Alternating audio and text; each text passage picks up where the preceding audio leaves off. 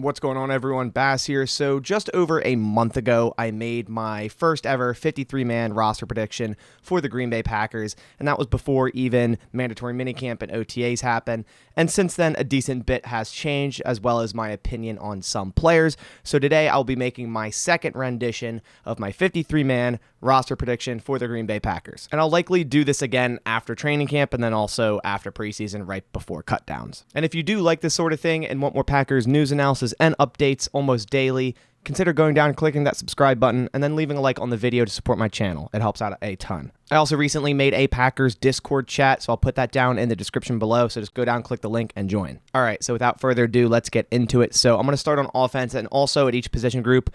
When I go through it, I'm going to talk about what's different from last time. So at quarterback, this time is obviously different from last time because the Packers have since cut Kurt Benkert. In my previous 53-man prediction, I had Kurt Benkert on there. I thought they were showing investment in Kurt. I thought he would remain on the 53 as a third-string quarterback, but it seems very, very clear that the Packers are going to be going into this season with just two quarterbacks, that obviously being Aaron Rodgers and Jordan Love. Now, a lot of people were wondering why they cut Kurt Benkert so early. There's still training camp to be had, and honestly, I think it's just doing him justice of being able to find another roster and maybe compete for a backup job on another team, have more time to do that. So very good thing to do for Kurt there.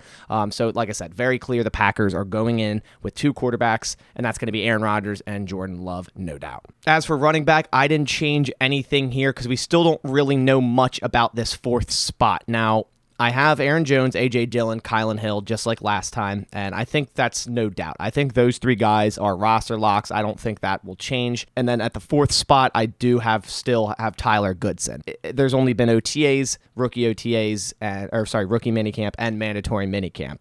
I'm going to keep Tyler Goodson here just because nothing really has happened yet big. There hasn't been a big emergence of Patrick Taylor or BJ Baylor or Tyler Goodson, and I just believe Tyler Goodson is the best back out of those three guys, has the most promise. Now, Patrick Taylor, I do like a lot. He showed great promise last year, kind of that bruiser back type role, but I think Tyler Goodson could be used in a lot more different ways. I think he's a really good receiving back. I think he's also a really good runner, and I think he was a great undrafted free agent signing, and I think we can't put that to waste. And I think Tyler Goodson should be the fourth running back on this team. So as of right now, I am keeping him as that. So Aaron Jones, A.J. Dillon, Kylan Hill, and Tyler Goodson. So as for the tight end position, a little bit changes here. I'm still going with 4 tight ends, but in my previous version, I had Bob Tonyan starting the year on the PUP list.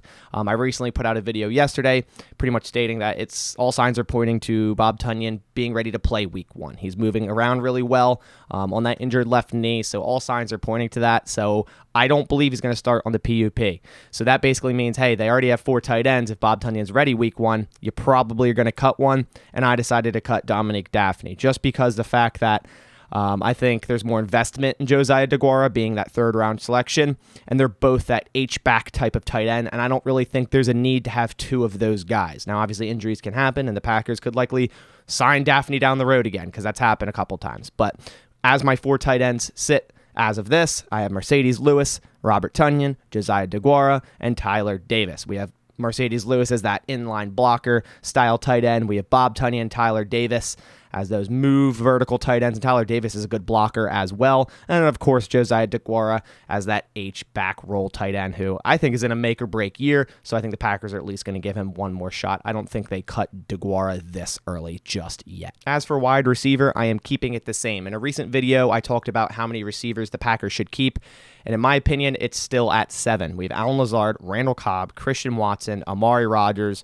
Romeo Doubs, and Sammy Watkins. All those guys, in my opinion, are pretty much roster locks. Since that last video, Sammy Watkins has pretty much been shown to be a roster lock. The Packers have talked highly of him. Matt LaFleur, Aaron Rodgers both said he's going to get his time, so that's pretty much solidifies the fact that he's going to be on this 53-man roster come week 1. I wasn't sure before that. They didn't give him much guaranteed money. He could have been cut. He still technically could be if he does absolutely nothing in training camp and preseason and they don't like what they see. But as of right now, he is a roster lock. So there's 6 guys as roster locks, and then there's a room for a 7th receiver. Matt LaFleur has never kept 7 receivers on his roster, but Brian Gutekunst kept 8 his first year as GM. So I'm going to go with Samori Toure here as the 7th guy. Obviously, Juwan Winfrey and Malik Taylor are 2 other guys. Even Danny Davis are other guys that could potentially fight for that 7th spot. I think Samori Toure has the most upside. A lot of people like Juwan Winfrey. My thing with him is he's got to stay healthy. So if he comes into training camp, plays really well, practices really well like he has been in the past, and goes into these 3 preseason games and plays really well, hey, there is definitely a shot for him to make this roster. But that's the main thing with him. He's got to stay healthy. He's got to stay on the field. So in my opinion, right now, I'm just going to go with Samori Toure. He offers special teams availability as a gunner. So does Romeo Doubs as a gunner, as a returner.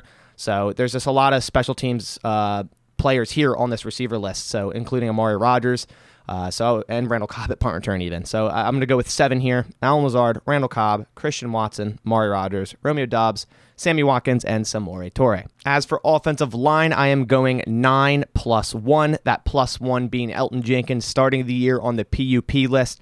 The NFL changed the rules on the PUP basically from 6 weeks to 4 weeks. This makes it even more likely that Elton Jenkins lands on this list. I don't think he's ready to go for week 1. Recently put out a video stating that him and his agent don't really have a exact timeline, which pretty much shows that, hey, they don't even know if he's going to be ready to go week 1. So I'm going to say he starts on the PUP. Other than that, we have David Bakhtiari, who I do think ends up playing week 1. John Runyon starting left guard. Josh Myers starting center. Royce Newman starting right guard, Yosh Nijman starting right tackle, and then we have Sean Ryan, Zach Tom, Rasheed Walker, and Cole Van Lanen. Now, you could drop one of Rasheed Walker or Cole Van Lanen for another position, maybe at outside linebacker, defensive line, or defensive back. But outside of those 2 guys, outside of Walker and Lannon, I believe all the rest of those guys are roster locks. And the depth here, I really like. I think Sean Ryan is going to be a really good guard in this league. Now, he does have some versatility that in a pinch, yeah, he could play tackle, but I think you throw him at guard if you need him. And I think that dude's a mauler. Zach Tom is probably the most versatile rookie that we drafted this year. He can play center, he can play left tackle, he can play guard. So I think he's really good player. He's a really good player to have in case an injury happens. You can kind of plug and play him anywhere. And then Rasheed Walker, I think, could be a pretty solid swing tackle in this league, or even left tackle. So also just good depth there. And Cole Van Lanen, they have been using him with the first team at left tackle in David Bakhtiari's absence. That kind of shows their want to keep him on this team, give him snaps with the first team. And then Yosh Nijman, obviously, been getting snaps at left tackle a little bit, and then most recently right tackle. Seems like he is their plan as of right now for right tackle if Elton Jenkins can't go, which I have him on the PUP. So we're going with 9 linemen plus Elton Jenkins on the PUP. Bakhtiari, Runyon, Myers, Newman, Nijman, Ryan, Tom, Walker, and Van Lanen. As for the defensive line, I'm going the same as my last prediction with 5 here. This is a pretty easy selection here. We have Kenny Clark, Devontae Wyatt, Dean Lowry, TJ Slayton, and Jerron Reed. I think these 5 guys are locked into this team. I guess in theory, they could cut Jerron Reed if they don't like what they see. I don't believe there's many guarantees in his 1-year deal. And then also, if you wanted to add one more defensive lineman, like I said earlier, you probably go with Jack Heflin here. Say if you didn't go with either Cole Van Lanen or Rasheed Walker, you'd probably add another guy in the trenches on the opposite side in Jack Heflin. But really excited to see Devontae Wyatt play this year. Dean Lowry had a pretty above average year last year, so having him there as well. TJ Slayton, really excited for in year 2. I think a lot of people are excited for TJ Slayton. And then Jerron Reed, I think, will be a great veteran depth guy, a lot better than Tyler Lancaster was for sure. As for edge, I did change this up, and I'm going with only 4 guys, and I do believe the Packers have like 5 or 6 edge guys that could make this team. So this is kind of the position that I'm the most unsure about. So I'm going with 4 just because I want to put more players at other positions, such as safety, which I'll talk about later, and inside linebacker. But for edge here, I'm going with 4. Rashawn Gary, Preston Smith, Kingsley Enagbare, and John Garvin. On the last one, I had Tipa Naliai. I decided to remove him and cut him from this list. I really like him, so this was hard for me. But I am comfortable with these 4 edge rushers. And even Randy Ramsey and Tipa, these guys could both make this football team. Like I said, the Packers could very well keep 5 edges, but for this sake, I'm going with 4. I think Enagbare and John Garvin will be very, very solid rotational edge guys. I've said it in the past, the Packers starting edges only play about 64% of snaps, so obviously Enagbare and Garvin are going to get their snaps, and that's why I think it is a chance they could keep 5. But like I said, just for this one, for this prediction, I am going with 4. and that's Rashawn Gary, Preston Smith, Enigbare, and Garvin. For the inside linebacker position, I did change this up. I added another player to this, and this is mainly because I dropped an edge. I wanted to add an inside linebacker, and I'll explain that in a second. We have Devondre Campbell and Quay Walker at 1 and 2, and Quay Walker has been getting some snaps in practice, some edge rushing snaps, so he kind of has a versatility there. So he kind of gives you an option at edge if you need some guy to get out there and get some and take some snaps at edge. Quay Walker could probably do that. So that's why I'm going with 4 edges and 5 inside linebackers here. Then we have Chris Barnes at number 3, Isaiah McDuffie at number 4, and then I decided to add on Ellis Brooks, the rookie from Penn State. I just think he has more upside than someone like Ty Summers. And speaking of Ty Summers, there's really no need for him. I think it's Isaiah McDuffie time on special teams. But obviously what has changed since last time is Quay Walker has pretty much taken that number 2 inside linebacker spot from Chris Barnes. And I think Chris Barnes will be a great rotational inside linebacker. You technically don't want him out in the field all the time. He's a very inconsistent player. That's not to say he couldn't put it all together, but I think Quay Walker's speed and explosiveness will match really, really well with Devondre Campbell in this Joe Barry defense. And then, of course, having someone as a backup like Chris Barnes is really good as well, who's had a lot of snaps, kind of a veteran presence at this point. And then Isaiah McDuffie, as I said, special teams guy. Ellis Brooks, he's kind of an undersized linebacker, but plays bigger than his size. Could be a special teams player, a potential rotational guy if injuries occur. So at cornerback, I'm staying with 5, but I did change the 5th guy. Last 53 prediction, I went with Raleigh Tejada. I'm changing it here. So I have Jair Alexander, Eric Stokes, Rasul Douglas, Shamar Jean-Charles, and Kayshawn Nixon. I switched to Tejada to Kayshawn Nixon based on special teams because the Packers are obviously investing more into special teams, and Kayshawn Nixon is Basashia's guy and was a core special teams player on the Raiders. So I think he's almost a lock at this point, as crazy as that sounds, but I do believe Nixon will be on this football team based off of special teams. The Packers, like I said, are investing in that. He's Basashia's guy. I just think he's going to make the team. Other than that, Jair Alexander, outside starting lockdown corner, Eric Stokes, other outside starting. And then recently, since the last prediction, it has been made known that Rasul Douglas will be likely starting at that slot position, that star role, slot cornerback. He has the physicality. He can come down, tackle guys. He can break on short routes really well. I like the idea of him being there. I'm very interested to see how he plays there. Shamar Jean-Charles from Appalachian State, was an outside guy at college. The Packers drafted him to play slot. So, he could get some snaps there as well. Then at safety, I did add one more here. I went with 4 last time, but Tariq Carpenter's kind of that safety linebacker hybrid, not someone you'd really want to put at deep safety, so I added another safety here. So I went Adrian Amos, Darnell Savage, Tariq Carpenter, Vernon Scott, and Sean Davis. Sean Davis has been getting snaps recently at that safety number 3, so I felt I kind of have to add him to this list because the Packers are kind of prioritizing him getting the snaps over Vernon Scott and Tariq Carpenter at that 3rd safety spot. And he very well could earn that role. A 5th round draft pick just a couple years ago by the Colts. The dude obviously has talent. And he can contribute on special teams as well. Vernon Scott has been kind of a disappointment. We all thought he would kind of make a little bit of a jump last year. Didn't get any defensive snaps.